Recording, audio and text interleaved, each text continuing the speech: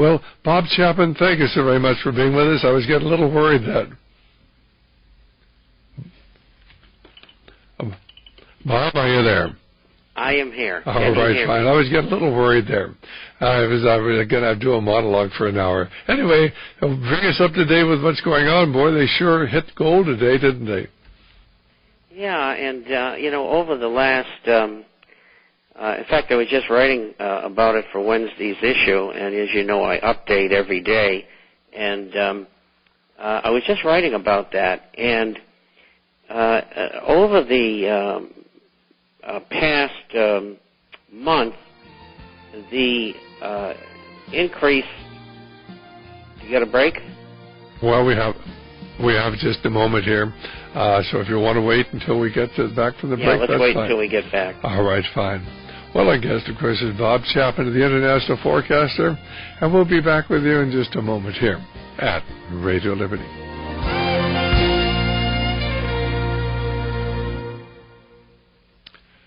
Well, this is Dr. Stan. Our guest is Bob Chapman. We're really talking about what's going on as far as certainly as far as the price of gold is concerned. They knocked it down.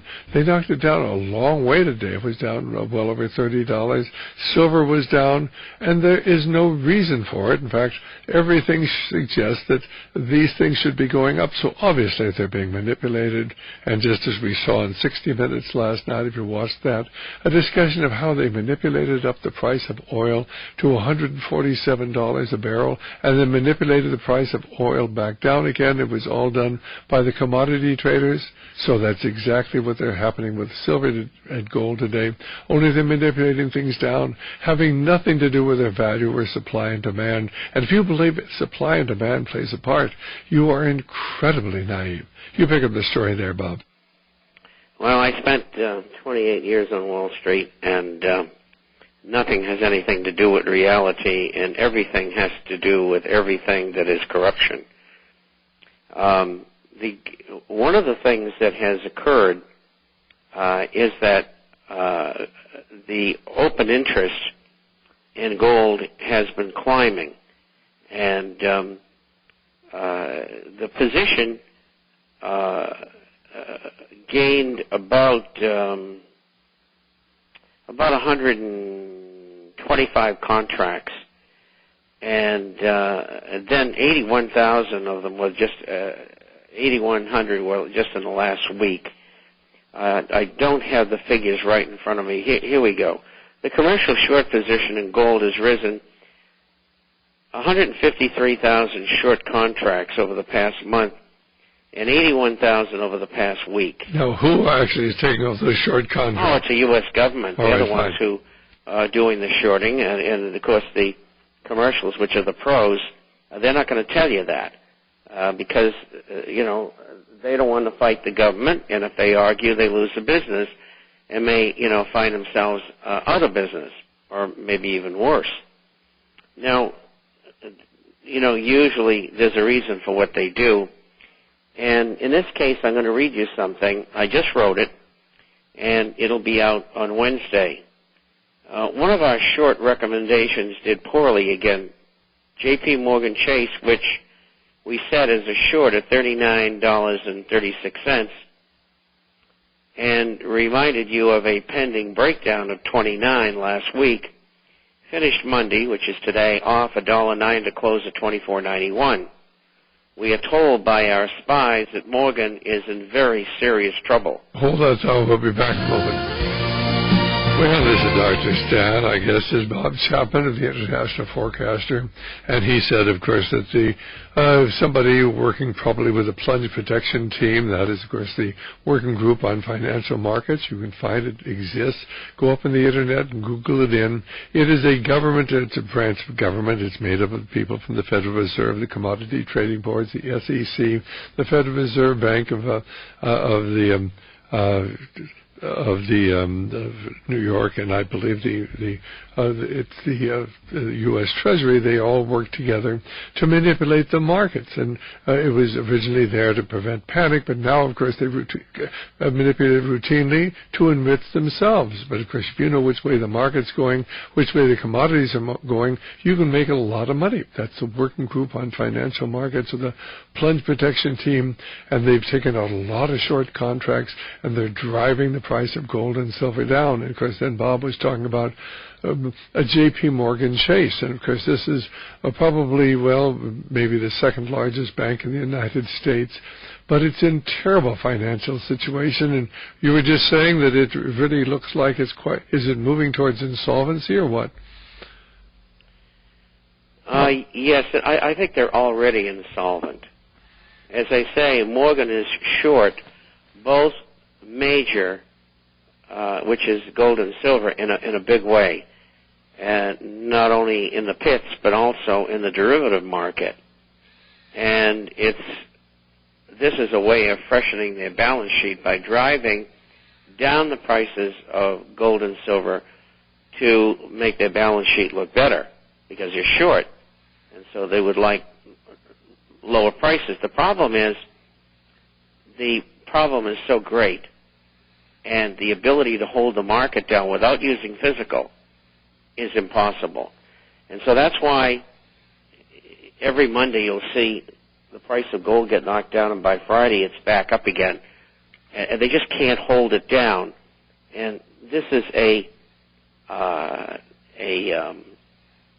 stop-off, if you may, in the movement of gold and silver, so that Morgan could take an advantage.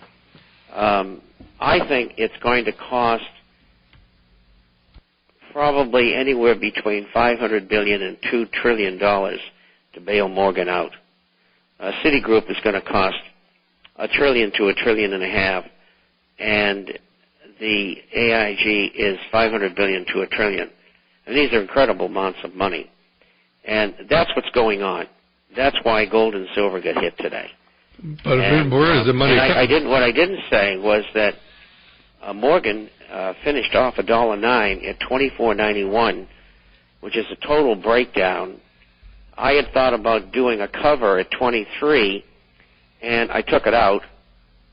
Next stop, I think, is 11, and it may end up down even lower. And Goldman Sachs is in the same boat. They're going down to the same numbers, and that's one of our shorts at $199 a share. It's trading around 74. So people who are short that and Morgan have made a lot of money. But the point here is that is why today got blasted, because I was told by people that is the reason why. Well, we're living in very uncertain times. Our whole financial structure of this nation is very, very shaky. Most of our banks are insolvent. And, of course, a lot of this is being intentionally done because I believe they want to destroy our economic system. If they did not want to destroy the economic system, they would have taken the TARP funds and they would have bought up the troubled assets. That was what it was for. The TARP program was the troubled asset relief program. They were going to buy up the troubled assets, the subprime mortgage bonds which are out there, which are destroying the banking system, not only in the United States, throughout the world. And instead of then doing what was logical to try to stop the system, Henry Paulson gave the money to his friends on Wall Street, who then invested in foreign banks. They have no shortage of money. They got plenty of money there. And apparently they were simply just investing it all throughout the rest of the world, but not investing it here in the United States, because they get plenty of money. They're just not investing it because they're working in concert, because I think they're all in this together to destroy our economy, impoverish our people, and then bring in a new monetary system over of course, the ashes of what's going to happen. But in the process, they're going to end up, of course, impoverishing our people. So go right ahead, Bob. I've certainly as you know, I agree completely with that. And not only were they using money to lend it out to foreign banks and via certificates of treasury certificates and other things, we're talking trillions. but they also used it for bonuses and for dividends, which, of course, it was never intended. And I see today that Mr. Obama and our now ex-President Bush are going to force Congress to come through with the extra, or the second tranche of $350 billion to give more money to the banking system. And, of course, Congress says that they're going to watch them and make sure they do what they're supposed to with it, and on and on and on. And, of course, you know it's all lies. And that's what they said about the first amount of money. We're going to have oversight. We're going to be sure it's done right. The Treasury and the Fed will not tell Congress what they've done with $2 trillion. They can't find out what the banks have done with the 350 of the $700 billion that they got, the TARP funds. I mean, Congress is totally irrelevant. In fact, they've already gone ahead and spent part of the second $350 million that on the GM bailout when Congress said they weren't going to put the money up, and they just went ahead and spent it anyway.